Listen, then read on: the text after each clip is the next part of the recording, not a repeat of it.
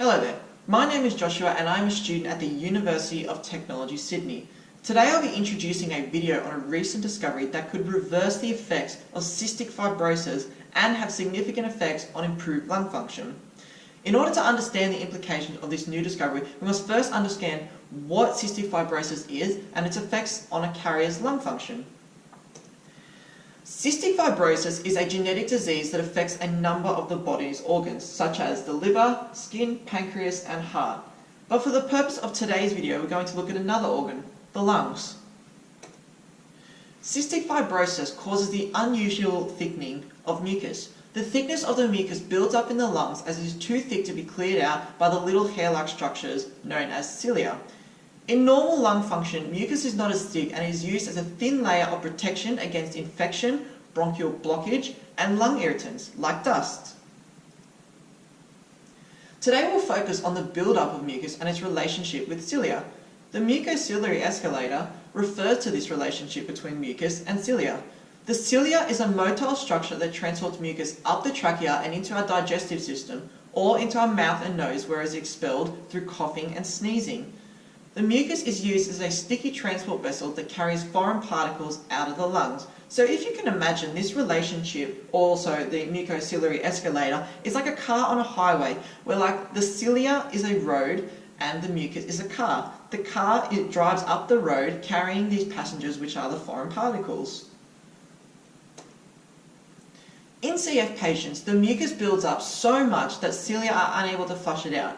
This builds up infections and irritants within the lungs. However, this isn't the problem that scientists are faced with. The problem is the use of our immune system, which actually causes more damage to the lungs than the foreign particles.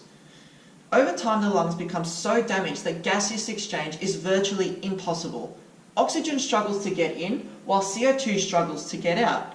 As we can see here, CO2 has a detrimental effect on the body's internal environment. The buildup of CO2 actually decreases pH levels, which can have a significant effect on the body's metabolism. Cystic fibrosis is a mutation of the CFTR protein. More specifically, the mutation causes the deletion of the phenylalanine molecule within an amino acid chain.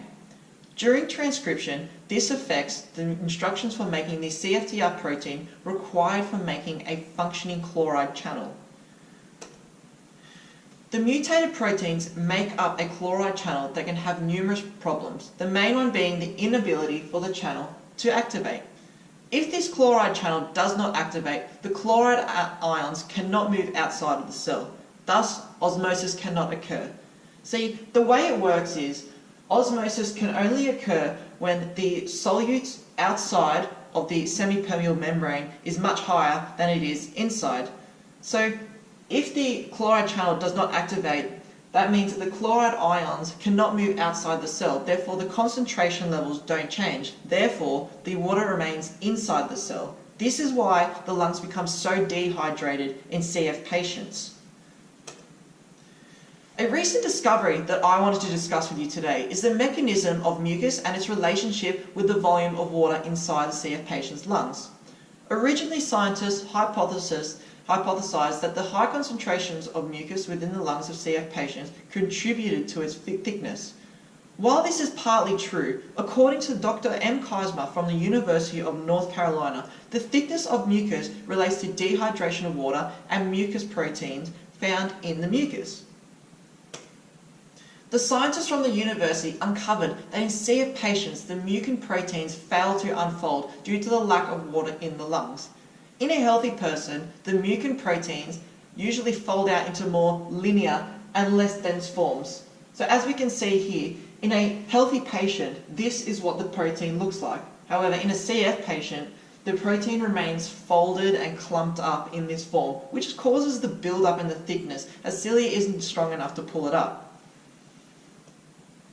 In a mathematical sense, if we look at it, the problem lies in the size and the largeness of these folded proteins.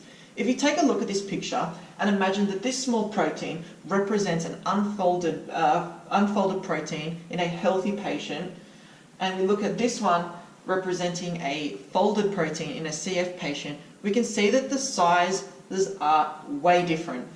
But if we look at it more carefully, the surface area to volume ratio is the same. This just shows that even though the surface area to volume ratio are the same, this much larger molecule or this much larger protein in a CF patient is going to be much harder for cilia to pull out.